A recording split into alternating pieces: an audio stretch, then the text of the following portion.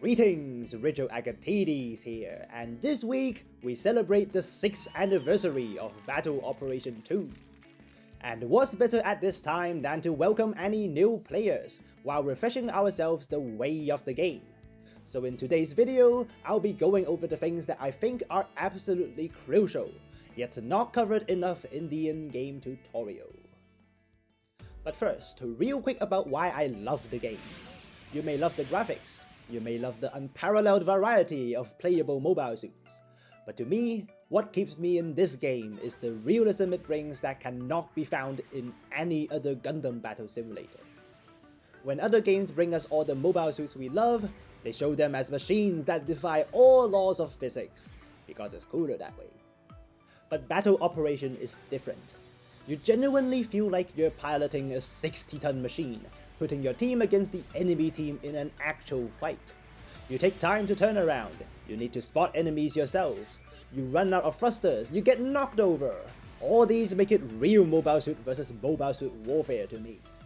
Even after 6 long years, this realism Battle Operation brings is still unmatched, and I hope you will enjoy it as much as I do.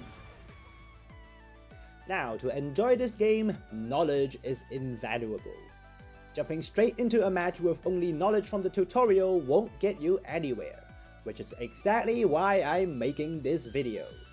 We'll start by mobile suit mechanics, basic strategy, and then mobile suits and their customization, and finally, how to obtain things. First, we need to know how the game works. The tutorial in-game does a decent job covering all the controls, but not very well on how it works in practice, so we'll start with that. Mobile suits in this game don't just do damage and take damage. What we call staggers are as important as damage itself. There are 3 grades: the flinch, the normal stagger, and the strong stagger. Flinching prevents a suit from firing a weapon, while normal staggers prevent them from moving at all, and the strong stagger puts them on their knees for a significant duration. By putting your opponent on a stagger, your opponent cannot fight back for the duration, and hence giving your team an opportunity to attack. So the more staggers you dish out, the more opportunities your team gets to do damage, or get away from damage. In other words, the more you stagger, the more likely you are to win. Every weapon contributes to staggers in 2 ways. A weapon may directly apply a stagger on hit, or even if they don't, they add to what is called damage accumulation. Each weapon has a certain amount of stagger in a percentage. For example, most bazookas have 80% stagger on top of their normal stagger. When a mobile suit is hit, this accumulates for 3 seconds, and if it reaches 100%, the mobile suit gets a normal stagger. That's the simple part. The more complicated part is not getting staggered. In this game, there are a number of skills that prevent staggers. We'll cover the 2 main ones today: maneuver armor and damage control. The one you'll see most of the time is maneuver armor. This skill reduces the stagger the suit receives when using thrusters by 1 grade. So strong staggers turn into normal staggers turn into a flinch, which is basically nothing. This skill is usually found on raid types and almost everything but support types at higher costs. When you hit an enemy on thrusters, and instead of staggering, the reticle shows the word resist, that's maneuver armor doing the work. That being said, this skill does not reduce the stagger by accumulation. This means you get stopped even while on maneuver armor if your damage accumulation reaches 100% or more, or if you take a strong stagger in the face. Higher levels of maneuver armor come with accumulation reduction effects, but doesn't change how damage accumulation eventually stops maneuver armor. Other than maneuver armor, there are many other skills that do the same thing at different conditions, such as shock dampeners and close combat program, but they all work the same way. The way you deal with them is exactly the same as dealing with maneuver armor. Next up is damage control. Instead of reducing the instantly applied staggers, it simply raises the level of damage accumulation allowed. Level 1 raises the cap to 130%, and 200% at level 3. Works like the opposite of maneuver armor, making damage accumulation a lot harder, but does not stop instant stagger effects. Of course, you can also have suits that have both skills at the same time, making them almost unstoppable when on thrusters. Next up, we talk about states a suit is in based on their position. In battle operations, there are a few states a mobile suit can be in based on where they are on the field. On the ground, underwater, or off the ground. Based on the state your suit is in, there are things you can do and cannot do. First of all, on the ground or just touching water, you can pretty much do anything as normal. Simple enough. Then you have the underwater state when you're completely submerged. Almost the same as being on dry land, but you cannot use transformations or specifically bird lime and smoke dischargers. Aquatic compatibility and some skills such as aquatic mobile shooting also only applies in this state. The state you have to be really careful about is when you're off the ground.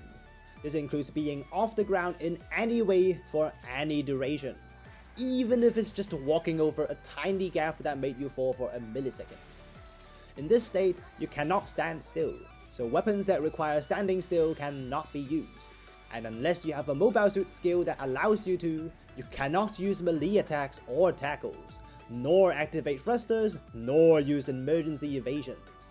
Also, when you get staggered in any way in this state other than a flinch, instead of a stagger you get a down instead. Not to mention the landing animation you get if you weren't using thrusters as you fall. With so many demerits, think twice before you jump off the ledge.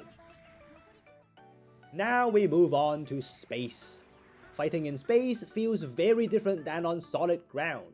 Here, mobility becomes even more important. And with this, there's a skill that is basically a prerequisite for a mobile suit to be used in space. High performance AMBAC.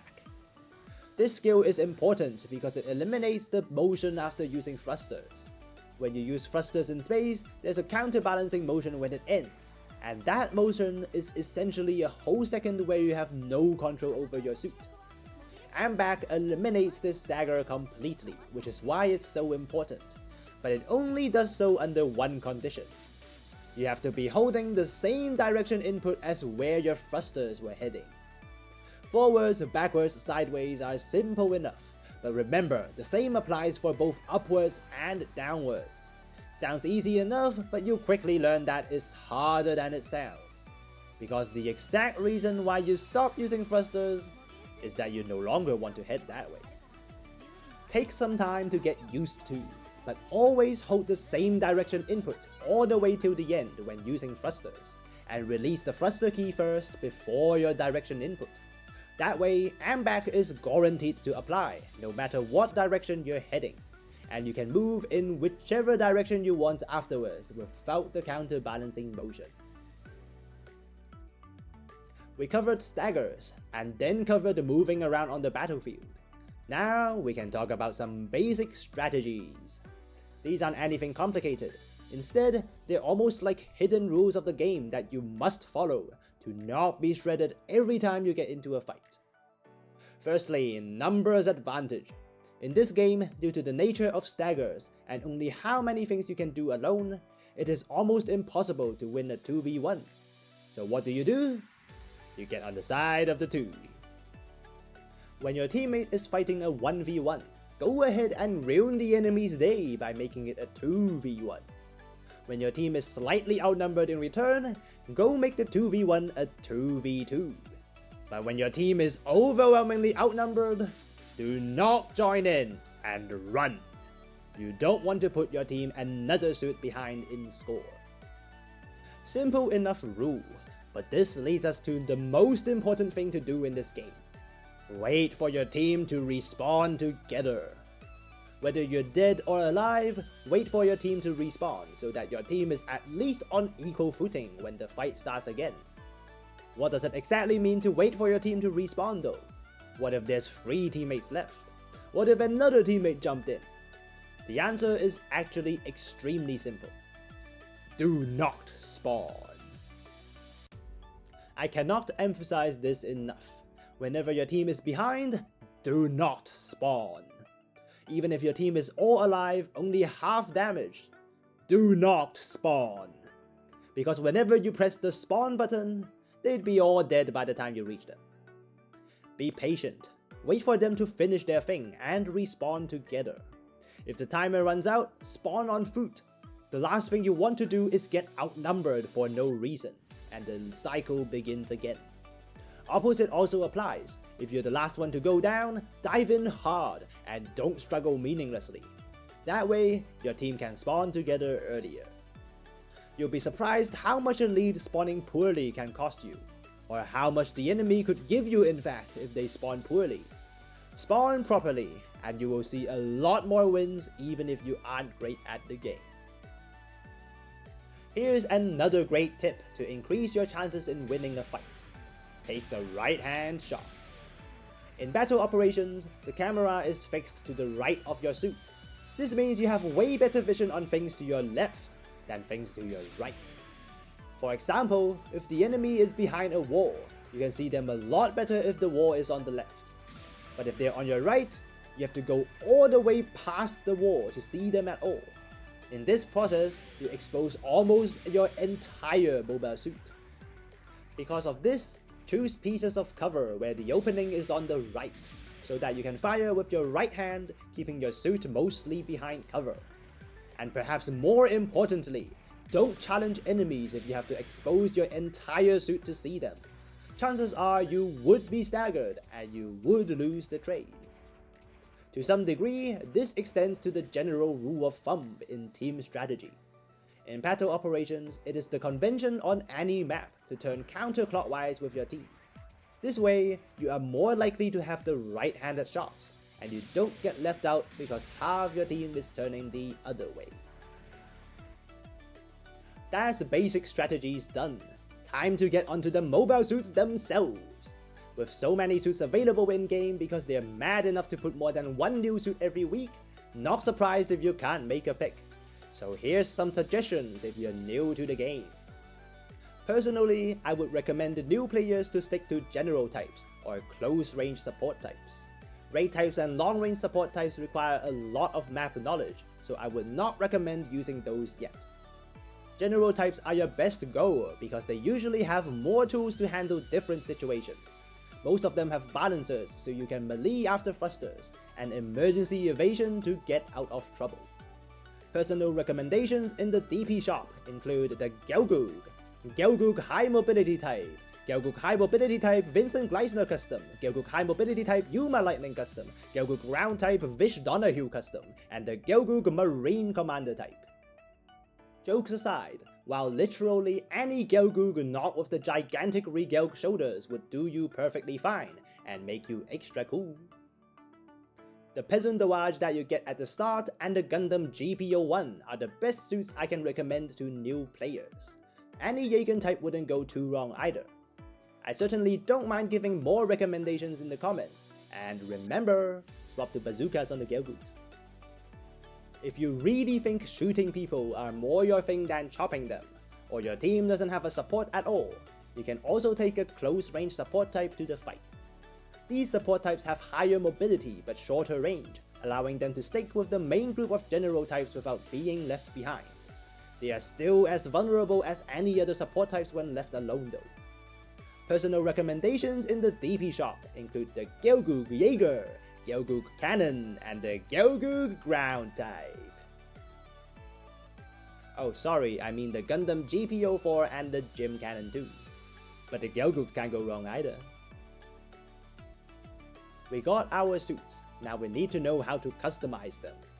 In battle operations, customizing suits are important, as it can almost double your suit's performance. And one of the most important customization to get are weapon shortcuts. To set them on the PC version, you have to go to the key binding settings in the options menu. There you'll find 4 sets of bindings for space and ground, and on mobile suit and on foot accordingly. Annoyingly, you have to set them each separately, so 4 times in total. But this little move saves you from trying to swap weapons with only a mouse wheel for the rest of your life. I put them all on number keys because I'm bad at remembering things, just set them to whatever you see fit. Most important customization done. Time to get on the custom parts. Custom parts can be found in the DP shop, battle rewards and mission rewards, and they take up part slots to improve your mobile suit's stats.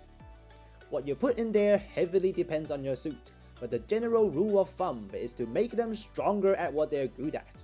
Then you fix glaring weak points if you have slots to spare. For example, on one of my favorite suits, the Zoc. It is a slow lumbering support type that dishes out horrible amounts of damage. So for the custom pass, what we do is max out range damage pass first, so we get more out of his strength as a support type. Then we put in melee defense to fix up the zero melee resistance. Another example here is the Dryzen, a solid general type who's good at taking shots for the team. So to make him even better at doing that, we'll put all the custom pass into defense.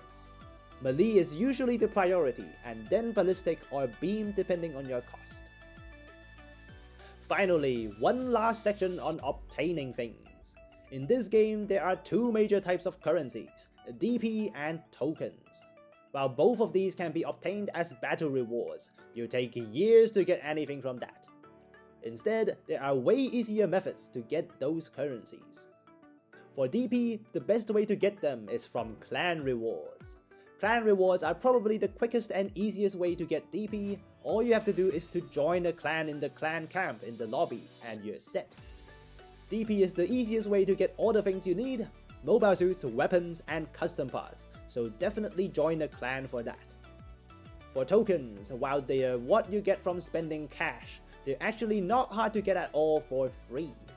Every day you get 3 new daily missions, each giving you 1 token upon completion.